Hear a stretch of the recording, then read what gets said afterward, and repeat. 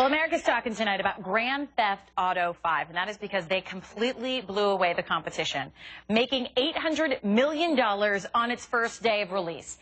That's way more than the previous record holder, Call of Duty Black Ops 2. And America's talking about the game tonight. It's violent, gritty, and some people call it dangerous.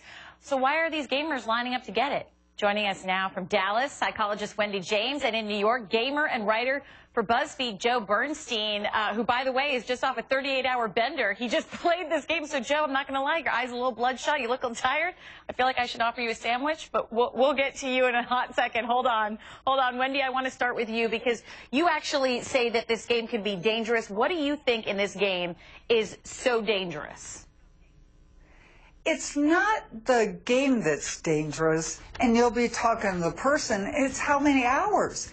And statistically, I'll quote Dr. Ferguson. He's a psychologist, and he said statistically, the youth that are violent and shooters play video games.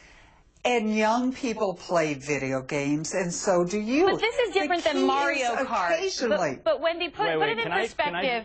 You can, Joe. Hold on one second, because I want to put it in perspective. I've never played these games, so tell us what's in it that makes it so offensive. Go ahead, Joe. Let me jump in. Okay. I played the game for 38 hours straight. And on the way from 23rd Street up here to your office, I didn't hurt any police people.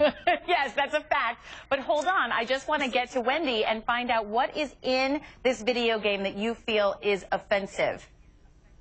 The violence of video games, the issue is more important, the realistic of the violence of video games, but more important is how often you play them.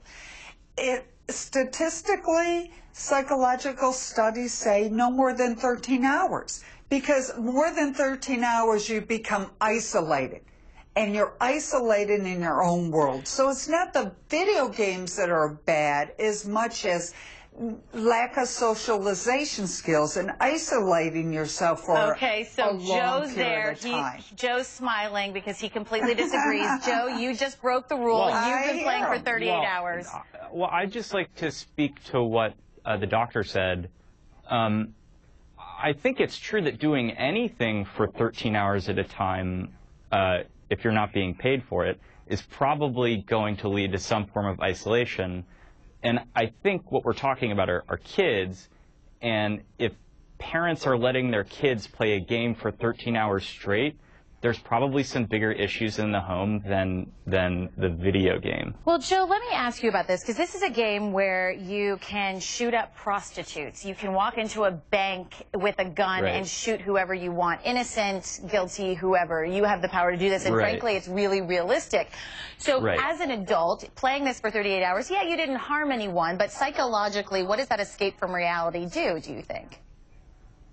That's interesting. I mean, I think most forms of narrative are an escape from reality, aren't they? I mean, I watch Breaking Bad, but that doesn't mean that I've ever done meth before in my life.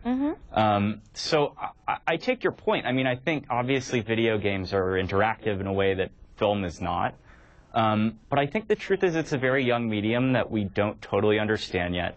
Grand Theft Auto 5 is a very, very skillful, very funny game, and I think that gets lost in a lot of the talk. The game is extremely funny and tongue-in-cheek, and I think, you know, in a 3-minute news segment, if you see a clip, I don't know what you showed, but if you showed a clip of, you know, a character shooting people, that's one thing, but it loses the context of the game itself, which is very sarcastic and tongue-in-cheek. Well, and I see what you're saying, Joe. What I think is important is to separate that it's not necessarily the video games that cause any of these issues, that it could be the mental state of the person playing the video games. And the reason I make that correlation is because we've seen so many of these stories in the news, whether it's James DiMaggio, the Navy Yard shooter, Adam Lanza, and there's been a consistent narrative that they have all played video games excessively. It's this escape from reality, but there has been an element of mental instability. Not necessarily the video games, but maybe the video games facilitated that. Wendy, what's your take on that? Sure, but then why aren't you talking about health care and these people's access to mental health? I don't understand. That's why I'm asking Wendy that question. Absolutely. And Joe sounds like a healthy adult who's maybe in the business of playing video games, and the video games themselves are becoming more real. And I think it's real important that we make sure our children are not playing the video games in their room, in the family room, and the parents need to interact, maybe play the video games with their children.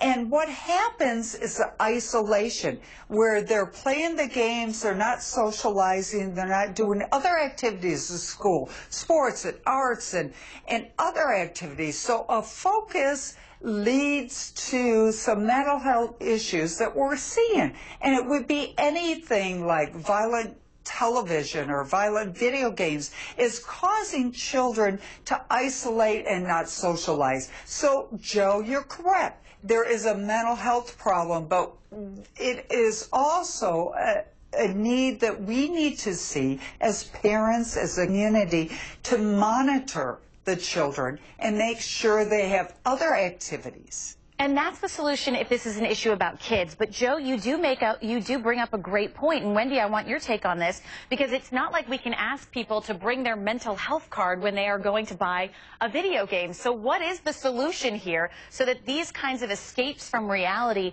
don't influence people that may not be totally all there to handle that kind of violence / reality, not reality? And as a psychologist, I would like to say, we're not going to change technology. It's out there. But we need to be more aware of what is abnormal mental health and check these children younger and get them psychological help. The sooner we can find these children as parents, as schools, as communities, it's usually isolation. Okay. Yeah, Children playing, socializing, weekend, playing video games together. Parents should be parents and paying attention to what their kids are doing. Real quick, I only have a second. Joe, I just want to get your reaction of what it's like to go off a 38-hour bender. How you feeling there? It was a week ago, so if you talked to me a week ago, I would have said I was very tired. Oh, then I shouldn't have said you got bloodshot eyes. Maybe you just had fun last night. All right, you guys, thank you so much for being with me. I appreciate it. An interesting conversation. Take care. Okay, thank you very much. Thank you. And yesterday we told you about